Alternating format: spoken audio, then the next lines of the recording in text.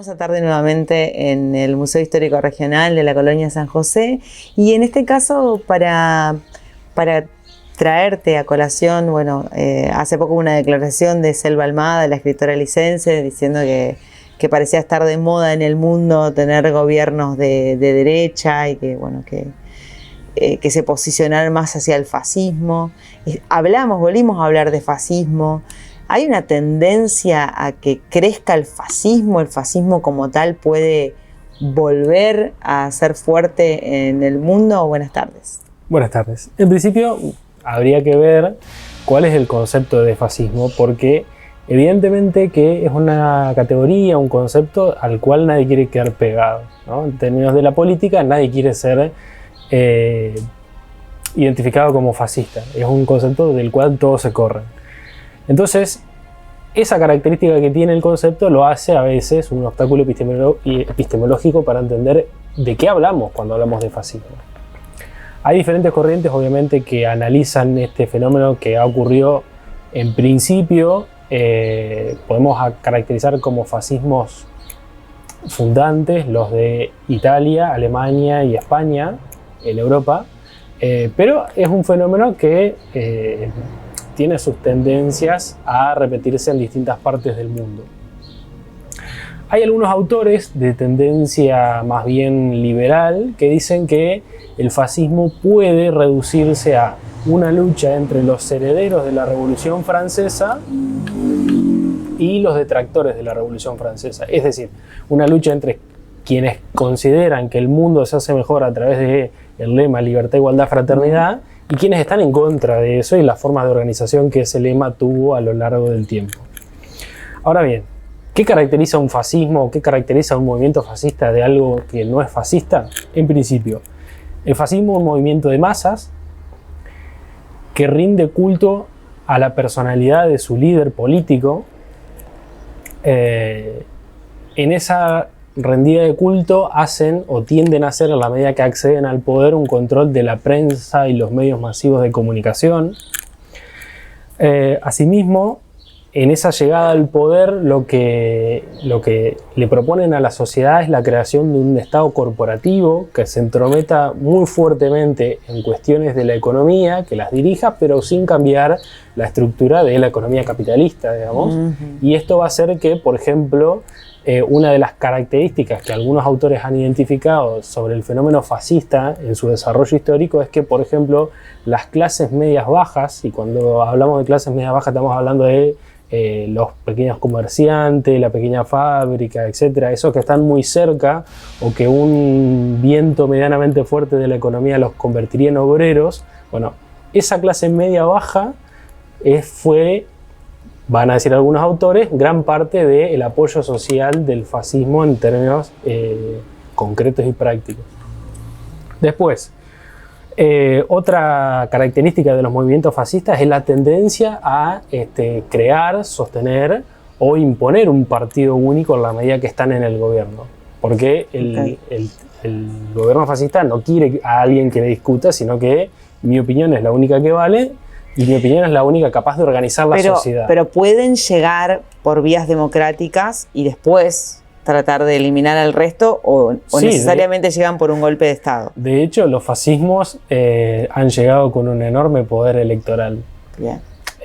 Si uno mira, por ejemplo, la historia del nacimiento del fascismo en Italia, este libro es de Angelo Tasca, que es un hijo de un obrero y militante socialista que fue reprimido y muerto por el fascismo en Italia.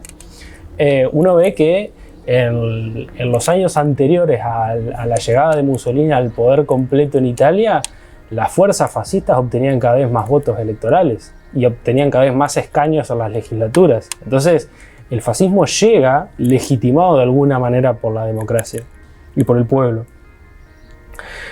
Después, otra tendencia de esta idea de monopolizar la opinión y tener un partido único es el desprecio al opositor. Está todo como relacionado.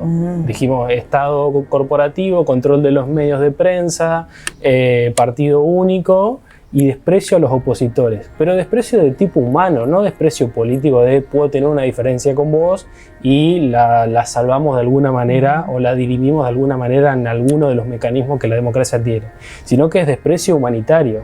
Considero que tu opinión no vale, eso dice el fascismo. Y sí, son descalificadores, digamos, de las otras personas, ¿o no? Deshumanizadores. Bien. Descalificadores, deshumanizadores. Y otras dos características que son muy importantes: el fascismo es un movimiento de derecha que tiene todas estas características y es fuertemente anticomunista o antiobrero. Bien. Por eso, pero no todos los que son de derecha son fascistas. No. Okay. No todos los movimientos de derecha son fascistas, obviamente. Pero sí es una característica que el fascismo es un movimiento de derecha. Bien. Y en esto del anticomunismo, ahora, por ejemplo, si uno analiza todos estos puntos, podría llegar a ser que al gobierno nacional le cabe la caracterización de fascista. Eso quería preguntar. Punto.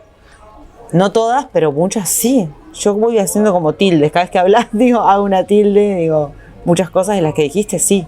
Sí, a ver, yo creo que hay elementos también que son constitutivos del fascismo a los cuales todavía no se ha llegado. Si bien en términos de opiniones y de discurso público el gobierno nacional hace un cierto desprecio hacia los opositores, lo vimos en cualquiera de las intervenciones públicas de Javier Milei, todavía no ha llegado a la cuestión de la violencia, que también es central en los movimientos fascistas.